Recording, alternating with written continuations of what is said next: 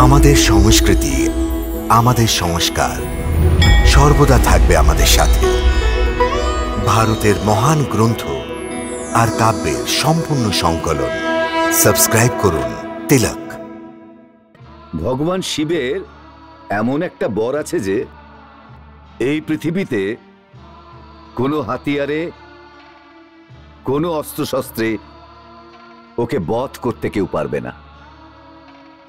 যাও, তোমার ভাগ্যের উত্তরাধিকার বনে তোমার জন্য অপেক্ষা করছে। ওকে সে শিরায়ন থেকে চেয়ে নিয়ে নিজের দত্তক পুত্র বানিয়ে নাও। যা। কত সহজেই তুমি বলে দিলে যে এই বালককে আমায় দিয়ে দিন, কিন্তু এটা ভাবলে না যে নিজের কলিজার টুকরো অন্য কাউকে দিয়ে দেওয়া খুব একটা সহজ কাজ হয় না। আমি জানি যে নিজের সন্তানকে নিজের থেকে দূরে রাখা কতটা দুঃখজনক, কিন্তু যদি এটাতে সন্তানের ভালো হয় তাহলে মানুষ এই বিষটা পান করে। নিজের সন্তানের ভালো যা তার মা বাবা করতে পারে, অন্য কেউ সেটা করতে পারে না। এই ছোট্ট একটি শিশুকে যদি বাবার স্নেহ থেকে বঞ্চিত করে দিই, তাহলে এতে এই বালকের কি ভালো হবে? ভবিষ্যতে এর অনেক ভালো হতে পারে। হে মহাত্মা, আপনি জানেন না ইনি যে আপনার কাছে এই বাচ্চাটার জন্য ভিক্ষা চাইছেন, উনি একজন চক্রবর্তী সম্রাট, যার আগে পিছে অনেক রাজা মহারাজা হাত জোর করে দাঁড়িয়ে থাকে।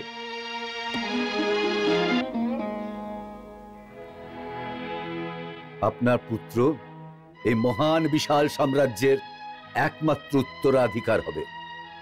এই বাচ্চাটি যে এখন জঙ্গলে পড়ে আছে, ও বিশাল সাম্রাজ্যের রাজমহলের রাজকুমার হবে, যার আগে পিছে শতাধিক দাসদাসী সারিবদ্ধভাবে দাঁড়িয়ে থাকবে। এই শিশুটির ভাগ্যে প্রতাপশালী সম্রাট হবার কথা লেখা আছে। এই জন্য আমাদের দুজনকে আপনার কাছে বাচ্চাটিকে নেবার জন্য পাঠানো হয়েছে। পাঠানো হয়েছে? কে পাঠিয়েছে আপনাকে? আনন্দগিরি পর্বতের গুহায় সেই সন্ন্যাসী, উনিই আপনার খোঁজ দিয়েছেন। সম্রাট ওনার কাছে সন্তান ভিক্ষার জন্য গিয়েছিলেন। সেই প্রসঙ্গে উনি বললেন, তুমি যাকে এই বিরাট চক্রবর্তী সাম্রাজ্যের সম্রাট বানাতে চাও, তিনি তারকণ্ঠ অরণ্যে বসত করেন। মুনি শশীরায়ণ এক সুন্দরী অপ্সরার পুত্র রূপে জন্মগ্রহণ করেছেন। ওকে দত্তক পুত্র হিসেবে গ্রহণ করো। ওই সাম্রাজ্যের উত্তরাধিকার। আনন্দগিরির বাবা আমার পুত্রের সম্বন্ধে এসব কি করে জানতে পারলেন? কারণ উনি ত্রিলোকদর্শী।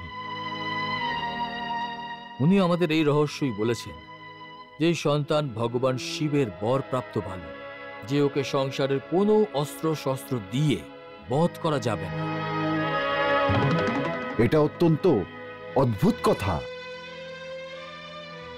কারণ এই রহস্যটা শুধু আমি আর একমাত্র স্বয়ং মহাদেব জানেন। সেই বাবা অবশ্যই কোনো চমৎকারী যোগী হবেন, যিনি আপনাদেরকে আমার এখানে পাঠিয়েছেন। হে মহাযোগী, আপনি যেই হন না কেন, আমি আপনাকে প্রণাম জানাচ্ছি আর আপনার কথাকে একটি দিব্য আদেশ মনে করে আপনার দেওয়া আজ্ঞাকে মেনে নিজের পুত্রকে এনার হাতে তুলে দিচ্ছি। বোধহয় এতেই তার কল্যাণ হবে। ঋষি ওই বালককে ওনাকে দিয়ে দিলেন। ওই বালককে অনেক যত্ন সহকারে লালন পালন করলেন আর ওর নাম রেখে দেন কাল যৌবন। ম্লেচ্ছ রাজার মৃত্যুর পরে কাল যবন দেশের রাজা হয়ে যান। ও এক এমন যোদ্ধা মহারাজ, এক এমন যোদ্ধা যে পৃথিবীর সমস্ত বীর যোদ্ধাদের যুদ্ধ করতে আহ্বান করে থাকেন, কিন্তু আজ পর্যন্ত কারোর মধ্যেই ওর সাথে লড়ার না শক্তি আছে আর না সাহস। ও আজ যুদ্ধ করার জন্য ব্যাকুল হয়ে গেছে মহারাজ, যুদ্ধ করার জন্য ব্যাকুল হয়ে গেছে। সেই জন্য আমি ভাবলাম যে যদি আপনি আজ্ঞা দেন তাহলে আমি কাল যবনকে মথুরার উপরে আক্রমণ করার জন্য বোঝাবো। অবশ্যই মহারাজ, শৈল, অবশ্য।